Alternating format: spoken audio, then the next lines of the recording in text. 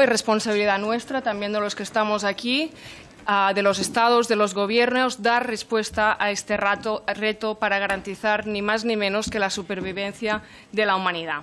Para conseguirlo hay que descarbonizar la economía.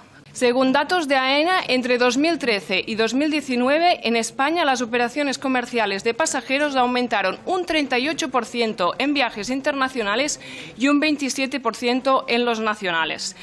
Esta PNL insta al Gobierno a planificar, a avanzar en la descarbonización del sector transporte y, concretamente, de los vuelos. Menos vuelos significa más.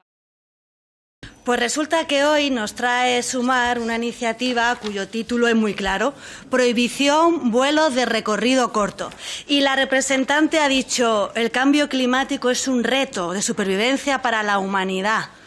Un reto se está convirtiendo, por culpa de este Gobierno, llegar a fin de mes. Un reto está siendo trabajar a pérdidas, como trabajan a pérdidas los transportistas y como trabajan a pérdidas los agricultores, ganaderos y pescadores españoles. Y ha dicho que esta iniciativa ¿propone el qué? Porque lo que propone es subir la fiscalidad, y lo reconoce cuando habla de fiscalidad a los productos energéticos. En su intervención ha hecho mención a los jets privados. Entonces estaría muy bien que hablase con Yolanda Díaz, que le encanta usar el Falcon, o que hable con Sánchez, que se fue a un festival de música a Málaga, bueno, festivales diversos por España, utilizando el Falcon. Mire, yo sé que PSOE y Sumar tienen un acuerdo que ya se firmó, donde se hablaba de sustituir estas rutas de vuelo corto. Y hablan en ciertos informes de sustituir hasta 11 rutas. ¿Saben que en 2022 3,5 millones de pasajeros viajaron por estas rutas? ¿Saben que una de las rutas es la ruta Madrid-Málaga, por la que más de 500.000 malagueños, o no malagueños, pero que residen en mi tierra, utilizan ese trayecto? Y ya vienen a decirnos que no nos montemos en el avión, que cojamos el tren? Y yo digo, ¿qué tren? ¿El que se incendia como el de Extremadura? ¿El que llega tarde? Porque en enero tuvimos horas de retraso por culpa de un sistema ferroviario que tampoco funciona y que es un auténtico peligro, no solo en demora, sino como hemos visto en esos incendios. Esta iniciativa es más de lo mismo. Es más prohibiciones, son más subidas de impuestos, es hacernos menos competitivos, es más pobreza, y quizás se deberían leer los informes de quienes sí saben de muchos sectores. Hoy han hablado aquí del turismo, representante del Partido Socialista. Pues bien, pues debe saber que las 5 amenazas sobre el turismo, recientemente publicadas, las amenazas en 2024, una de las amenazas es precisamente los altos precios del transporte aéreo, porque preocupa y mucho que pueda mermar la demanda internacional hacia España. Preocupa y mucho el crecimiento de las tarifas aéreas, crecimiento que ya en comparecencia reconoció incluso el ministro de Transporte, casi un 4% de subidas. Y aquí son subidas, impuestos, prohibiciones, y está claro que vamos a votar en contra de esta iniciativa por parte de un miembro del Gobierno, un Gobierno que dice y habla de progreso, pero que es un retroceso en derechos y libertades. Y, por supuesto, no se lo vamos a permitir, porque no son quienes para decirnos en nombre del fanatismo climático cómo tenemos que movernos por nuestro territorio. Y eso no es justo para los españoles. ¿Por qué? Porque al final lo van a cargar y lo van a pagar ¿quién? Los autónomos y las familias españolas, que cada día son más pobres. No creo que quieran que nos volvamos a desplazar en burro. Gracias. El objetivo de esta iniciativa parece ser la reducción de emisiones. Si observamos o hacemos un cálculo muy sencillo, apoyándonos en el Colegio de Ingenieros Aeronáuticos, la propuesta que Sumar hace representaría una reducción de emisiones del 0,06% nacional. Por tanto, a nuestro juicio es ineficaz para descarbonizar la economía en general y particularmente la aviación civil.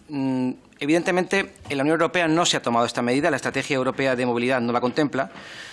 Y esta obsesión que tiene la izquierda por ser siempre los primeros de la clase en esta materia se hace siempre sin calcular el impacto económico de las decisiones, sin evaluar las políticas públicas y, por tanto, en grave perjuicio para la sociedad española. Yo les hago una breve reflexión, es decir, el 60 o 70%, depende de cada año, de los pasajeros que desde las diferentes provincias se desplazan a Madrid, tanto como ida como de vuelta, no lo hacen para quedarse en Madrid, lo hacen para desplazarse a otro lugar. es el eje intermodal y, por tanto, Madrid se convierte en un hub, digo en el caso de Madrid concretamente. Si nosotros prohibiésemos estos vuelos, si en España se decidiese que entre Málaga y Madrid, entre Alicante y Madrid, no existiesen vuelos, evidentemente esas personas que tienen que viajar fuera de nuestro país seguirían haciéndolo, pero ya no utilizarían Madrid como escala, utilizarían otros aeropuertos. Por tanto, ni reduciríamos las emisiones, porque, como bien saben ustedes, y deberían saberlo en esta comisión, el CO2 no tiene fronteras, ni tampoco contribuiríamos a mejorar la economía de nuestra comunidad, de nuestro país, sino todo lo contrario. Reduciríamos la competitividad aeroportuaria, reduciríamos la competencia de la economía y, por tanto, en ningún caso reduciríamos las emisiones. Nosotros creemos, sinceramente, que también es una barbaridad plantearnos hoy, en la situación económica que nuestro país tiene, un impuesto al queroseno, que también refleja la iniciativa. Ese impuesto, esa aplicación, estudios recientes hablan que puede significar una reducción de turistas solo en nuestro país cada año de 4,5 millones de personas, unido a una pérdida de trabajo de 170.000 puestos de trabajo. Y yo pienso en Canarias, donde, como bien saben ustedes, de fuera de España se desplazan cada año 14 millones de personas. ¿Qué alternativa económica le daríamos a mi comunidad autónoma si esta norma se pusiese en práctica? Complicado. Complicado, pero siempre se presentan iniciativas sin impacto ni evaluación económica y, por tanto, son reflejos de deseos, pero en ningún caso fijadas en la realidad o en los hechos concretos. Es una estrategia claramente dirigida al empobrecimiento de la sociedad, a nuestro juicio. Estamos en la estrategia de hablar del decrecimiento, del empobrecimiento.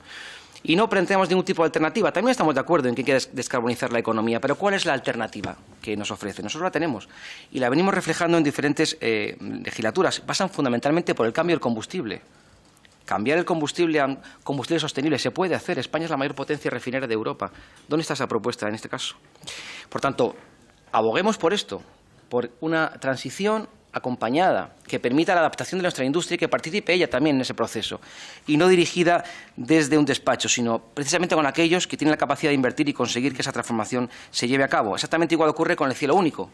Tuvimos la presidencia española el segundo semestre del año pasado, ni un solo avance en conseguir reducir los controles aéreos y, por tanto, hacer más eficiente el transporte aéreo. Termino por diciéndoles que está curioso la enmienda que ha presentado el Partido Socialista, muy curiosa, fundamentalmente en su punto número 2, donde hace referencia a analizar las iniciativas europeas relativas a la restricción de los vuelos de los jets privados, cuando precisamente el presidente de su grupo parlamentario muy recientemente ha sido sancionado por la Junta Electoral Central por ir a un acto público a Galicia, donde, lo digo porque puede haber algún miembro de esta comisión que desconozca, el señor presidente del Gobierno se desplazó desde Madrid a La Coruña, de Coruña a Santiago en coche, e hizo que el Falcon fuera de Santiago a La Coruña a recogerlo. Es decir, utilizó un Falcon durante 12 minutos para que fuera a recogerlo porque era incapaz de coger un vehículo y dirigirse a 68 kilómetros de distancia.